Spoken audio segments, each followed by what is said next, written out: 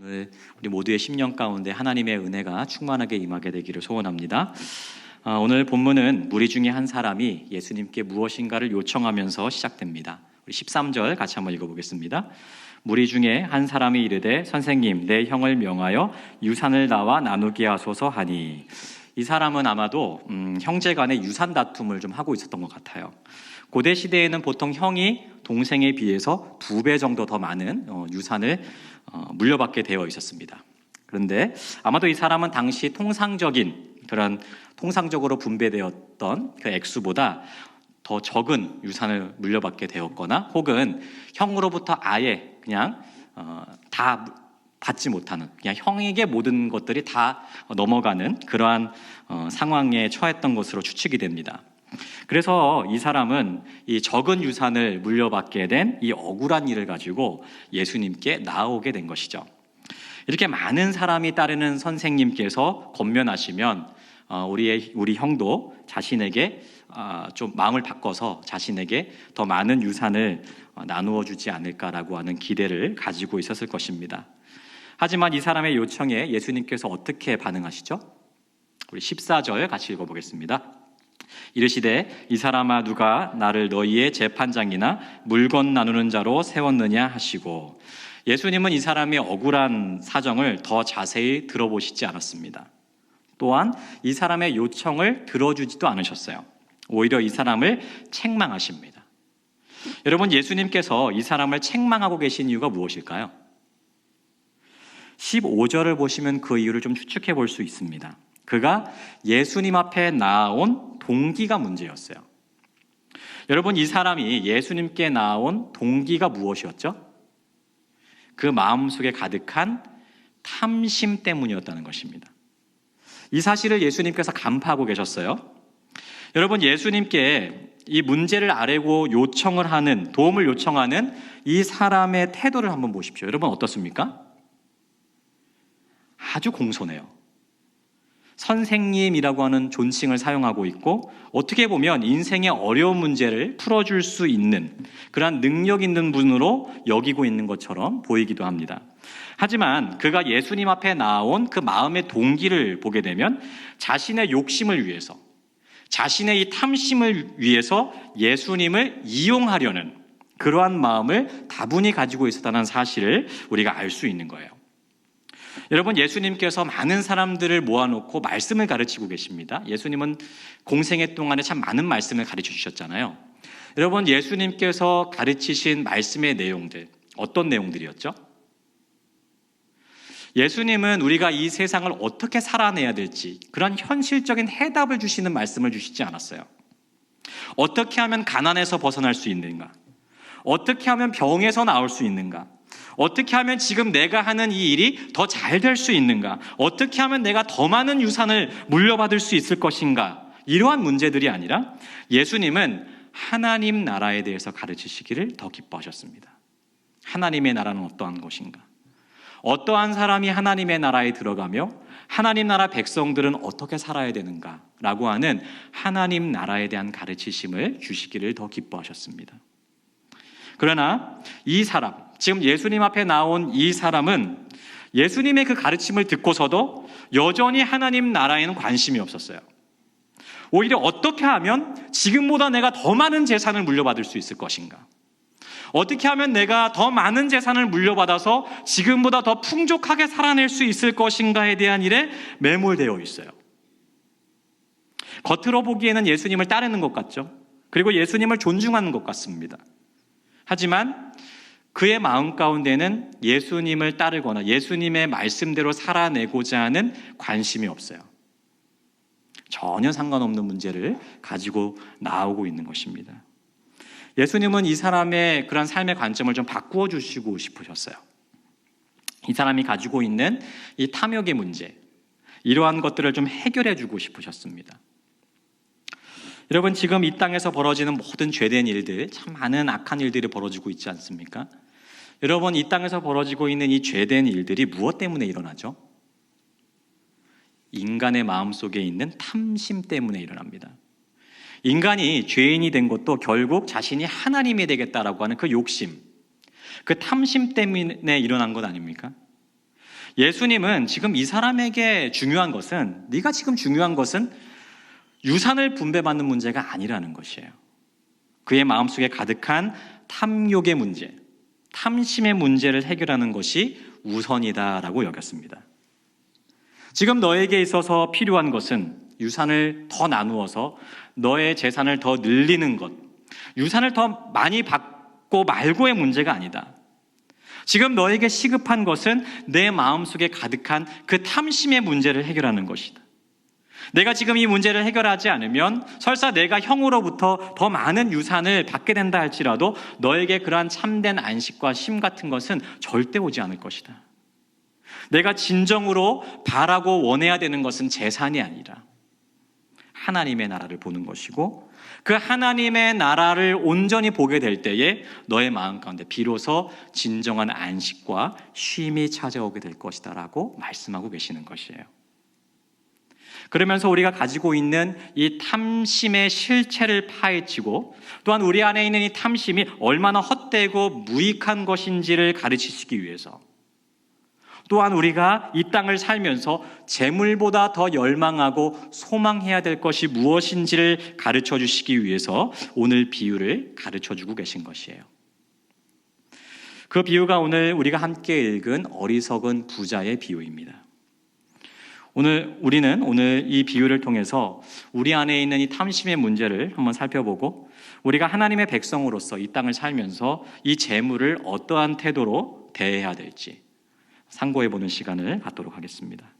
오늘 비유의 내용은 아주 간단합니다. 단순해요. 한 부자가 있었어요. 그는 농사를 짓는 사람이었는데 그의 농사가 무척이나 잘 됐습니다. 그래서 소출이 굉장히 많았어요. 풍성하게 거두게 되었습니다. 지금 가지고 있는 이 곡간으로는 그 소출을 다 보관할 수 없을 정도로 엄청나게 많은 소출을 거두게 되었어요. 기쁜 일이잖아요. 근데 고민이 생겼습니다. 뭐죠? 너무 많이 거두어들이다 보니까 곡간이 부족한 거예요. 다 보관을 할 수가 없게 된 것입니다. 그래서 고민을 하다가 어떤 결론을 내렸죠? 지금 있는 곡간으로는 다 저장이 안 되니까 이것을 허물고 새로 큰 곡간을 짓겠다. 그리고 그 안에 모든 재산을 내가 다 저장해서 이 풍성한 소출을 누리고 즐기는 그러한 삶을 살겠다는 거예요. 안식을 누리겠다는 겁니다. 사실 부자의 이 생각은 누가 보더라도 굉장히 현명한 생각이죠. 세상의 관점으로 봤을 때는 이 결정은 당연한 것이었고 선견지명이 있는 결정이었고, 또한 사람들의 부러움을 살 만한 그러한 것이었어요. 왜죠? 세상 사람들에게 있어서 돈은 자신의 인생을 보장해 줄 수 있는 생명줄과 같은 것이기 때문이에요. 여러분, 돈이면 안 되는 게 없는 세상이죠? 네, 다 되는 세상입니다. 돈 때문에 웃고 돈 때문에 우는 그러한 세상이죠. 돈으로 사람의 계급과 신분이 나뉘어요. 신분제도가 다 없어졌다라고 얘기하지만 결국 돈으로 사람의 신분을 나눕니다. 심지어 돈 때문에 사람의 목숨도 빼앗고 가족 간의 관계도 다 파괴시켜요. 여러분, 지금 뭐 전세 사기니 주식 사기니 엄청난 이 사회에 무리를 일으키는 수많은 사람들의 목숨을 빼앗고 눈물을 빼게 만드는, 여러분, 이러한 일들이 왜 벌어집니까? 돈이 가지고 있는 힘 때문이에요. 돈이 이렇게 큰 힘을 가지고 있기 때문에 사람들은 재물을 모으고 싶어 합니다. 그렇게 힘껏 돈을 모으면 이 재물이 자신을 지켜주고 보호해 줄 것이고, 이것으로 평생 안식과 쉼을 누릴 수 있을 것이라고 기대해요. 따라서 오늘 본문에 나오는 부자는 이런 관점으로 봤을 때 가장 현명한 선택을 한 것입니다. 19절의 독백대로 여러 해 동안 재물에 대한 근심과 걱정 없이 편안하고 안전하게 살아갈 수 있으리라 생각되었기 때문이에요. 하지만 우리의 눈에 가장 현명해 보이는 그의 선택에 하나님께서 개입하시죠. 그리고는 그의 선택에 대해서 한 가지 판결을 내리십니다. 여러분, 하나님께서 이 사람을 어떻게 부르시죠? 어리석은 자여라고 부릅니다. 어리석은 자여. 이상하죠? 여러분, 누가 보더라도 현명한 선택을 한 사람이잖아요. 그죠? 그런데 왜 그를 하나님은 어리석은 자여라고 부르실까요? 여러분, 이 사람이 어리석은 자라고 하는 그 말을 들을 이유가 있는 사람이에요? 그렇지가 않습니다. 이 사람은 성공한 사람이에요. 누가 보더라도 당대의 가장 출세한 사람이었고 자신의 노력에 대해서 정당한 보상을 받은 사람이었고 또한 앞으로 미래를 대비할 수 있는 선견지명과 준비성까지 갖추고 있는 대단한 사람이었습니다. 그런데 하나님은 그의 인생을 어리석은 인생이다, 그렇게 결론 짓고 계신 것이에요. 여러분, 하나님께서 그를 어리석은 자라고 부르시는 이유가 무엇입니까? 그 이유를 함께 살펴보면서 우리를 향한 하나님의 음성, 우리가 이 재물을 대하는 또는 우리의 인생을 대하는 이 태도에 대한 하나님의 음성을 좀 들어봤으면 좋겠습니다. 여러분, 하나님께서 이 사람을 어리석은 자여라고 부르시는 첫 번째 이유, 이 부자는 이 재물을 자기 것으로 여기고 있었다는 것이에요. 17절부터 19절까지를 보시면 여러분 가장 많이 반복되는 표현이 있습니다. 무엇일까요? 바로 내입니다. 내. 나의 것이라는 뜻이죠. 부자는 자기 수중에 들어온 모든 재물을 지금 자기의 것으로 여기고 있어요. 이렇게 많은 소출을 얻게 된 것도 자기 노력 때문이고 자기의 힘과 능력으로 어떻게든 많은 소출을 거두어들였기 때문에 이 모든 것이 자신의 것이라고 하는 신념으로 가득 차 있어요. 아니 목사님, 맞는 말 아닙니까? 그렇죠? 이 사람이 번 돈이고 이 사람이 노력을 해서 얻게 된 재물인데 이 사람 거 맞잖아요. 그럼 누구 것이란 말입니까?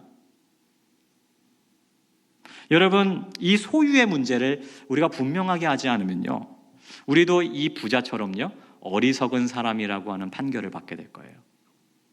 소유의 문제는 단순히 이것이 내 것이냐 아니냐 이것을 구별해내는 문제가 아니라 내 인생의 주인이 누구이냐라고 하는 문제와 매우 밀접하게 연관되어 있기 때문이에요.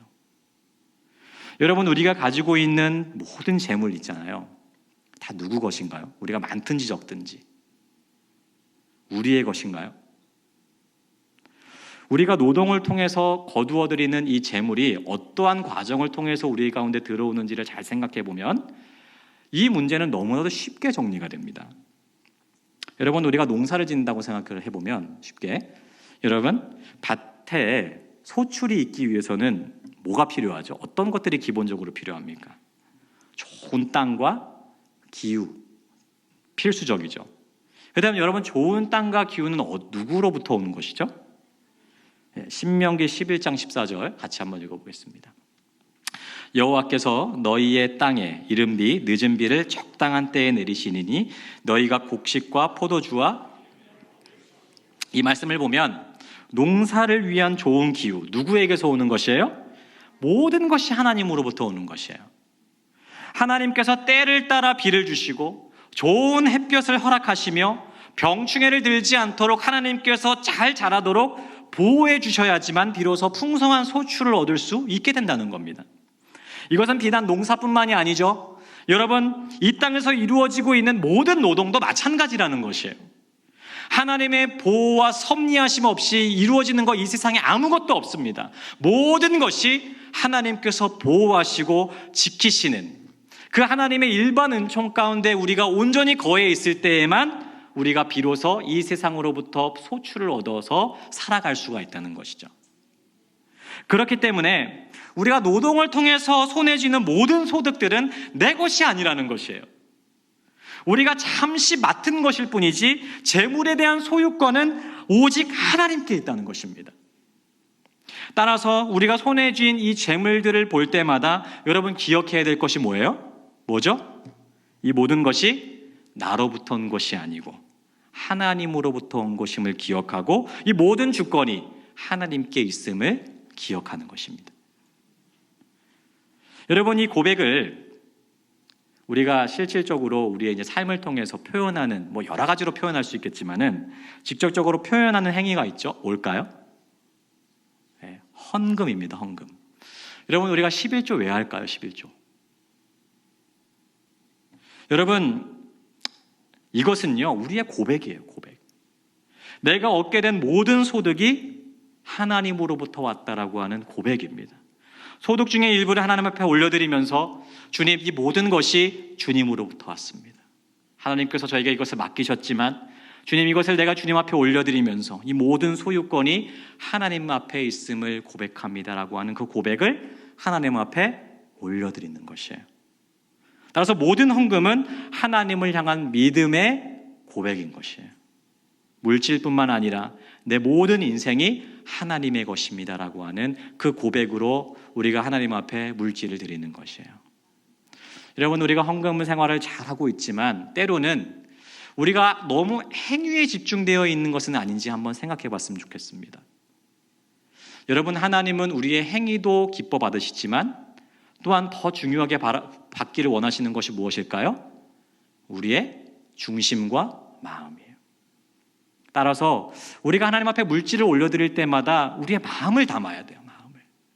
그냥 습관처럼 항상 해오던 거니까 그렇게 그냥 헌금하는 것이 아니라, 주님 앞에 물질을 드리는 것이 아니라, 하나님, 저에게 오늘도 일용할 양식을 주셔서 감사합니다. 하나님께서 주신 이 모든 물질이 나의 것이 아니라 오직 주님의 것임을 믿습니다. 주님 감사합니다라고 하는 그 믿음의 고백, 그 믿음의 고백과 함께 주님 앞에 드렸을 때 하나님은 그 물질을 기쁨으로 받으시는 줄 믿습니다. 정리하면요, 모든 재물은 나의 것이 아니라는 것이 하나님의 것이고, 이것이 하나님의 것이지만 하나님께서 나에게 맡기셨기 때문에 주님 감사합니다라고 하는 그러한 고백을 주님 앞에 올려드려야 되는, 여러분, 이러했을 때 비로소 우리의 인생 가운데 내 인생의 주인이 누구냐가 드러나게 되는 것이에요. 마태복음 6장에서 예수님 무엇이라고 말씀하십니까? 내 보물이 있는 곳에 내 마음이 있다라고 말씀하세요. 또한 바로 이어지는 말씀에서 뭐라고 말씀하시냐면, 한 사람이 두 주인을 섬기지 못한다라고 말씀하시죠. 재물이 내 것이다라고 하는 그 마음이 우리 안에 가득하게 되면 그때부터는 이 재물이 우리의 주인 노릇하게 된다는 겁니다. 하지만 이 재물이 내 것이 아니라 하나님의 것이다라고 하는 믿음으로 살면 더 이상 재물이 우리의 주인 노릇을 하는 것이 아니라 하나님께서 우리 인생의 주인 되어주시는 그러한 삶을 살게 되는 줄 믿습니다. 사랑하는 여러분, 우리가 이 소유의 문제를 분명하게 하지 않으면 우리의 영혼에 큰 위기를 맞게 될 것이에요. 오늘 본문의 부자는 자기 인생의 주인을 자기 자신으로 봤어요. 그렇기 때문에 재물도 자기의 것으로 생각했습니다. 하지만 결국 이 사람이 경험하게 된 것은 무엇이냐면, 자기가 재물의 주인이라고 생각했지만 결국 뒤바뀌게 됐어요. 재물이 자신의 주인 노릇을 하게 됐어요. 여러분, 우리의 주인은 오직 하나님 한 분뿐이심을 믿습니다. 재물이 주인 노릇하는 불쌍한 인생, 그러한 인생으로 사는 것이 아니에요. 오직 하나님께서 우리의 주인 되어주시는 복된 인생 살기를 간절히 소망합니다. 두 번째로, 부자는 자기 재물을 영원하다라고 생각했다는 거예요. 부자는 재물을 쌓고 또 쌓아두면 그것으로 영원한 안식과 쉼을 얻게 될 것이라고 여겼습니다. 우리 19절 말씀 같이 읽어보겠습니다. 또 내가 내 영혼에게 이르되, 영혼아, 여러 해 쓸 물건을 많이 쌓아두었으니 평안히 쉬고 먹고 마시며 즐거워하자 하되. 이 구절에서 우리가 주목해야 할 단어가 무엇이냐면요, 평안히 쉬다예요. 평안히 쉬다. 여러분, 이 말은 원어로 아나파우오라고 발음되는 단어인데요, 말 그대로 쉬다, 안식하다라고 하는 뜻을 담고 있습니다. 즉, 부자는 이 자신이 가지고 있는 이 재물이 자신의 영혼, 여러분, 영혼은 곧 무엇과 연결되어 있죠? 영원의 문제와 관련되어 있는 거예요. 즉, 자신의 영혼에 영원한 안식과 평안을 줄 것이라고 여겼다는 거예요. 따라서 그에게 있어서 행복의 조건, 안식의 조건, 평안의 조건은 무엇이었냐면, 내가 재산을 얼마나 많이 쌓아두었느냐, 이거였다는 겁니다. 여러분, 이 생각은요, 세상 사람들도 동의하는 바일 거예요. 하지만 성경의 입장은 정반대예요. 여러분, 전도서 5장 10절 말씀 같이 한번 읽어보겠습니다. 은을 사랑하는 자는 은으로 만족하지 못하고 풍요를 사랑하는 자는 소득으로 만족하지 아니하나니 이것도 헛되도다. 여러분, 이게 무슨 말이죠? 사람의 욕심에는 끝이 있다 없다? 끝이 없다는 거예요. 은과 풍요가 자신을 온전하게 만족하게 할 것으로 여겨서 끝없이 재산을 모으지만 어떻다는 거예요? 그것으로 만족이 없다는 겁니다. 오히려 더 많은 것을 모으고 쌓기 위해서 혈안이 되어 있는 것이 인간이라는 것이에요. 아무리 많은 재물을 쌓아둔다 한들 어때요, 여러분? 눈으로 보는 것 외에는 만족이 없어요. 누릴 수 있는 게 없어요. 여러분, 우리가 수조를 갖고 있다 할지라도 여러분, 우리가 그것을 그냥 통장 잔고에 얼마나 찍혀 있는가 눈으로 확인할 뿐이지 여러분, 그것을 온전히 다 누리며 살 수 있을까요?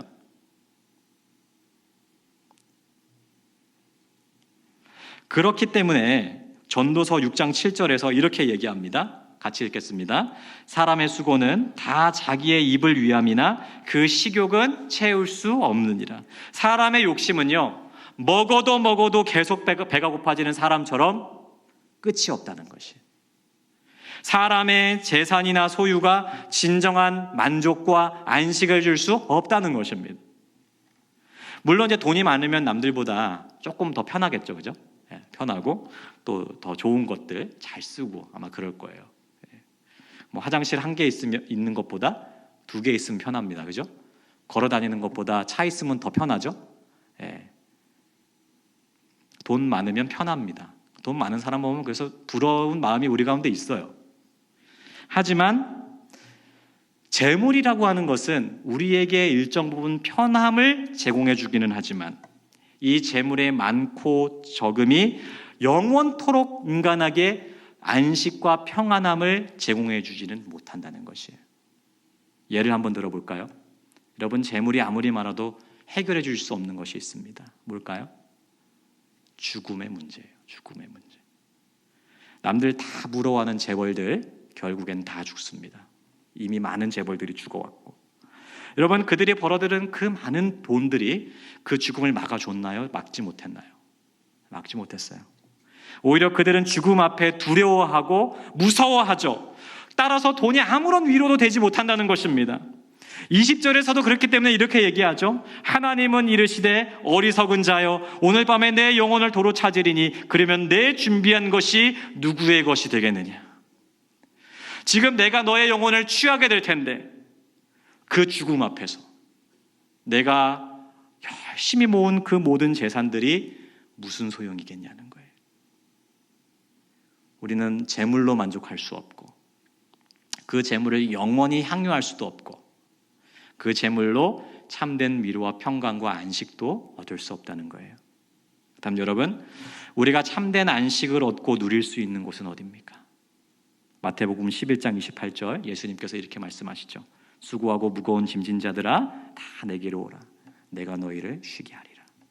여기서 쉬게 하리라의 쉼과 오늘 본문에 나오는 쉼이 동의어예요. 즉 예수님은 아무리 채우기 위해서 노력하고 애쓰는 무겁고 수고하여 무거운 짐진 자처럼 살아가는 우리에게 참된 안식과 쉼을 허락해 주시겠다는 거예요.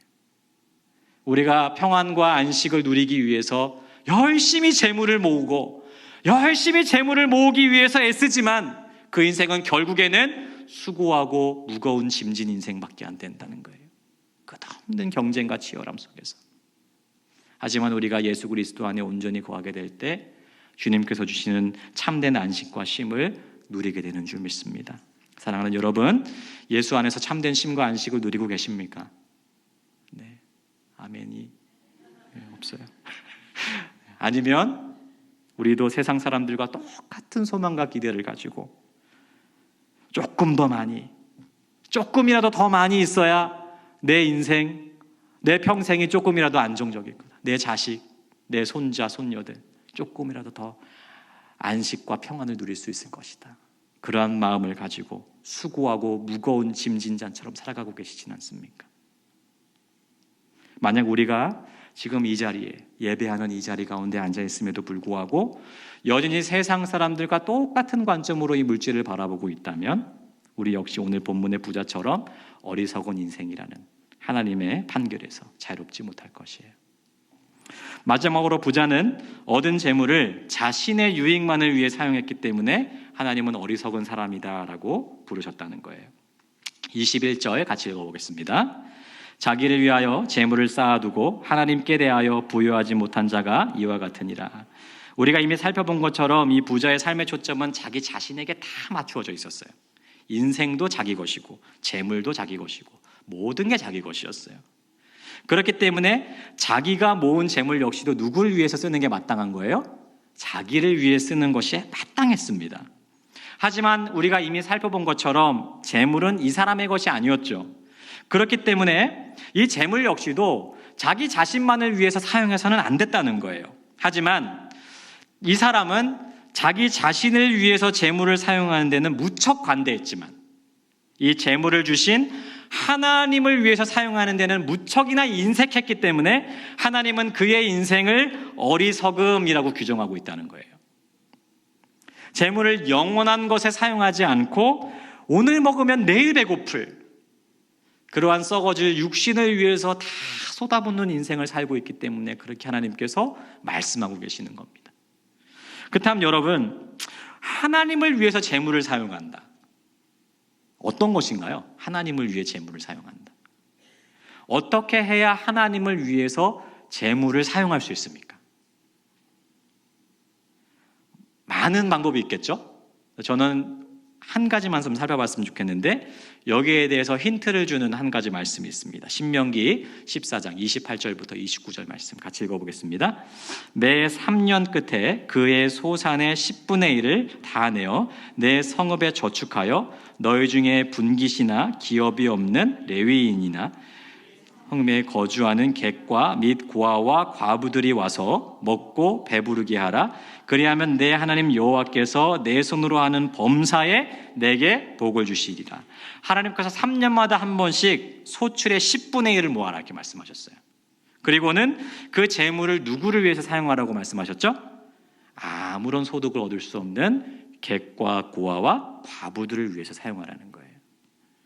너희가 가진 모든 것들을 너 자신만을 위해 쓰지 말고 연약하고 부족하고 소외된 사람들을 위해서 사용하라는 거예요. 디모데전서 6장 18절부터 19절 말씀에 이런 말씀이 있습니다. 선을 행하고 선한 사업을 많이 하고 나누어 주기를 좋아하며 너그러운 자가 되게 하라. 이것이 장래에 자기를 위하여 좋은 터를 쌓아 참된 생명을 취하는 것이니라. 더 확실한 구절도 있어요. 마태복음 25장 40절입니다. 같이 읽겠습니다. 임금이 대답하여 이르시되 내가 진실로 너에게 이르노니 너희가 여기 내 형제 중에 지극히 작은 자 하나에게 한 것이 곧 내게 한 것이니라 하시고. 여러분, 우리가 방금 살펴본 이 말씀들을 통해서 내릴 수 있는 결론 무엇입니까? 하나님은 우리가 이 재물을 하나님을 위해 사용하기를 원하시고 계시는데 여러분, 구체적으로 어떻게 사용하기를 원하신다는 거예요? 지극히 작은 자, 가난한 자, 연약한 자, 헐벗은 자, 소외된 자, 그러한 사람들을 위해서 사용하기를 기뻐하신다는 거죠.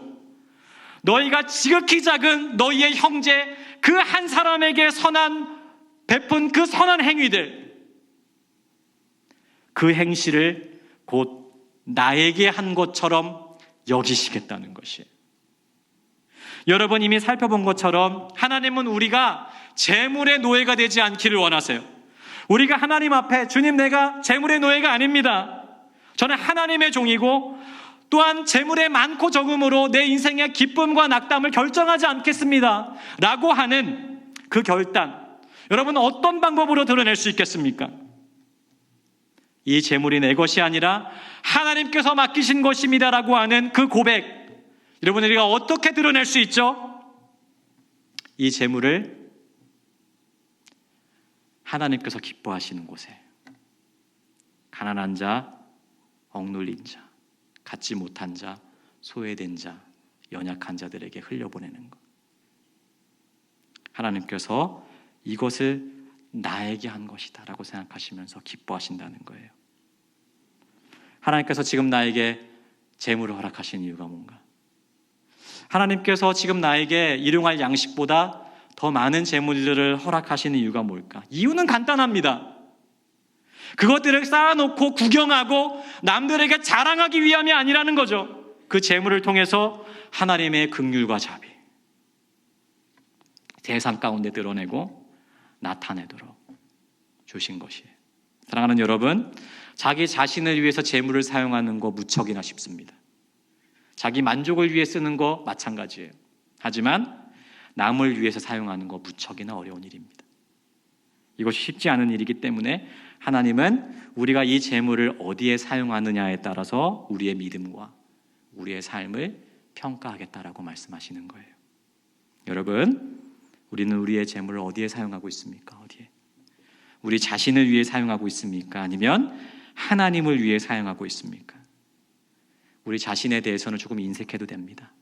하지만 하나님에 대해서 인색해서는 안 돼요. 하나님은 우리에 대해서 풍족하고 부유한 마음을 가지고 계시잖아요. 우리에게 더 많은 것들을 부어주시기를 원하시잖아요. 근데 우리가 하나님을 향해서 인색한 마음을 가져서야 되겠습니까? 사랑하는 여러분, 세상 속에 하나님의 자비와 긍휼을 나타내는데 우리의 재물을 아낌없이 흘려야 되는 줄 믿습니다.